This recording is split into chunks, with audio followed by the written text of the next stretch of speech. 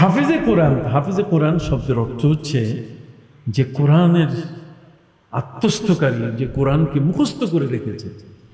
তাই কোরআনের মুখস্থকারী ব্যক্তি, তার দাম কত বড়! তার দাম হচ্ছে এই যে কিয়ামতের ময়দানে আল্লাহ তাআলা তাকে বলবে, ইরতাকি, তুমি তোমার সিঁড়িতে উঠো, জান্নাতে যাওয়ার সিঁড়িতে উঠো, ইকরা ওয়ারতাকি, তুমি পড়ো, একটা আয়াত পড়ো আর একটা সিঁড়িতে উঠো, একটা আয়াত পড়ো, জান্নাতের এক একটা সিঁড়িতে তুমি উঠো। হাফিজে কোরআনরা কিয়ামতের ময়দানে হচ্ছে সেলিব্রিটি ব্যান্ড, সেলিব্রিটি পারসন। ফেরেশতারা যাদেরকে স্যালুট দিয়ে দিয়ে আল্লাহর দরবারে নিয়ে যাবে, যাদেরকে স্যালুট দিতে দিতে, স্লোগান দিতে দিতে, সালাম আর সালাম দিতে দিতে তারা আল্লাহর জান্নাতে নিয়ে যাবে। অতএব পৃথিবীর মধ্যে সবচেয়ে প্রথম যিনি কোরআনের হাফেজ, তার নাম কি বলতে পারবেন? পারবেন না। নবীদের মধ্যে অর্থাৎ আমাদের প্রিয় নবী সাল্লাল্লাহু আলাইহি ওয়াসাল্লাম হলেন প্রথম কোরআনের হাফেজ। নবীজি হলেন প্রথম কোরআনের কি? তারপরে সাহাবায়ে কেরামের মধ্যে হাফেজের সংখ্যা হচ্ছে 10,500। 10,500 সাহাবীদের মধ্যে যিনি প্রথম কোরআন হেফজ করেছেন, কিতাবের মধ্যে লেখা হয়েছে তিনি হলেন হযরত আলী রাদিয়াল্লাহু তাআলা আনহু। আলী রাদিয়াল্লাহু তাআলা আনহু তিনি অল্প বয়সে ইসলাম গ্রহণ করেছেন। কাজেই ছোট বাচ্চারা, অল্প বয়সী যারা, তাদের জেহেন, তাদের স্মৃতিশক্তি ভালো থাকে। কেউ বলেছেন সর্বপ্রথম নবী করিম সাল্লাল্লাহু আলাইহি ওয়াসাল্লাম এই কোরআনটাকে হেফাজত করার জন্য আল্লাহ পাক রব্বুল আলামিন তিনি নিজেই বলছেন, ইন্না নাহনু নাযালনা যিকরা ওয়া ইন্না লাহু লাহাফিজুন। আমি কোরআন নাজিল করেছি এবং কোরআনের হেফাজতকারী আমি। আল্লাহ বলছেন লাহাফিজুন, আমি হাফেজ, আমি আল্লাহ কোরআনকে সংরক্ষণ করার দায়িত্ব নিয়েছি। অতএব দুনিয়ার কোনো ব্যক্তি যদি এই কোরআনের মুখস্থকারীর কেউ নাম না দেয়, আল্লাহ তাআলা কোরআনে তার নাম দিয়েছে হাফেজ। কি নাম দিয়েছে? কোনো সরকার ডিগ্রি দেখ আর নাই দেখ, সারা দুনিয়ার মধ্যে চুরি করে, নকল করে পাশ করা যায়, কিন্তু নকল করে কোনোদিন হাফেজ হওয়া যায় না। যদি বলেন নকল করে কখনো হাফেজ হওয়া যায়? হাফেজ হচ্ছে এমন যে একটু হাফেজ হলেই নামাজের মধ্যে দাঁড়ায় যায়, রমজানুল মুবারকে তার টেস্ট শুরু হয়ে যায়।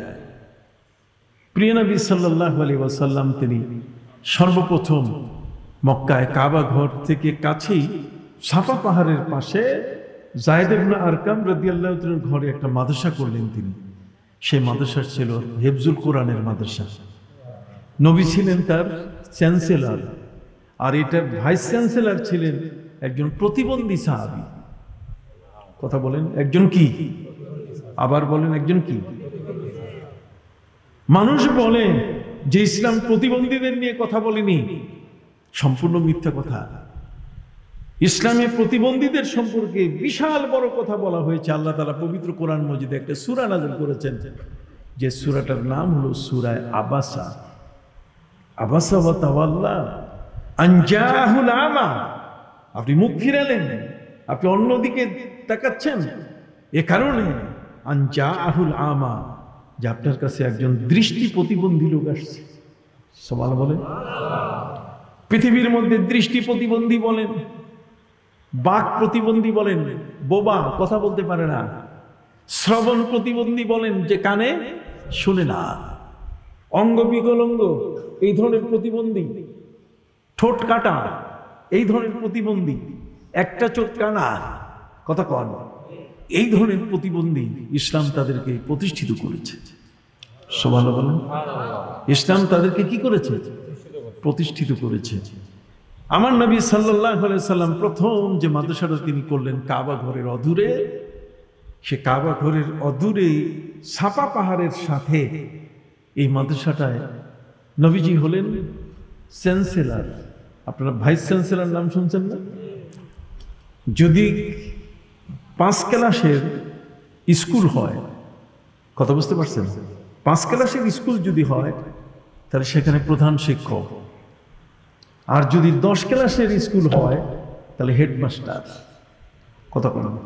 আর যখন এটা একাদশ দ্বাদশ শ্রেণী হয়, আলিম বা ইন্টারমিডিয়েট হয়, তখন হয়ে যায় কি? প্রিন্সিপাল। এই প্রিন্সিপাল এটা চলতে থাকে এমএ পর্যন্ত, ডিগ্রি কলেজ, এমএ কলেজগুলো পর্যন্ত। কিন্তু যখন এটা ইউনিভার্সিটি হয়ে যায় তখন ওই প্রধান শিক্ষক হেডমাস্টার সাহেবের নাম হয় কি? Vice chancellor. কথা বুঝেন নাই? এটা শুধু নামের পরিবর্তন। আমার নবী হলেন চ্যান্সেলর, আর ভাইস চ্যান্সেলর হলেন হযরত আব্দুল্লাহ ইবনে উম্মে মাকতুম, নবীজির অন্ধ সাহাবী। অন্ধ সাহাবীকে নবী দায়িত্ব দিলেন যে তুমি আমার মাদ্রাসাটা আমার পরে তোমার দায়িত্ব। তাহলে ইসলামে প্রতিবন্ধীদের স্থান আছে কিনা? একটু হাত উঁচু করে বলেন আছে কিনা? আছে। খুব সংক্ষিপ্তভাবে আপনাদের নলেজে দেই, পৃথিবীতে বেশ কিছু ঘটনা আছে যেটা আমি আজকে আপনাদের সামনে সংক্ষেপে তুলে ধরার চেষ্টা করব। দৃষ্টি প্রতিবন্ধী যারা, ইসলাম তাদেরকে অবজ্ঞা করেনি।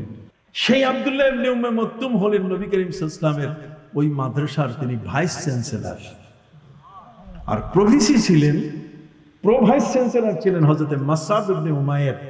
আর এই মাদ্রাসায় সর্বপ্রথম হাফেজ হয়েছেন হযরত আবু বকর সিদ্দিক, এখানে হাফেজ হয়েছেন হযরত উমর ফারুক।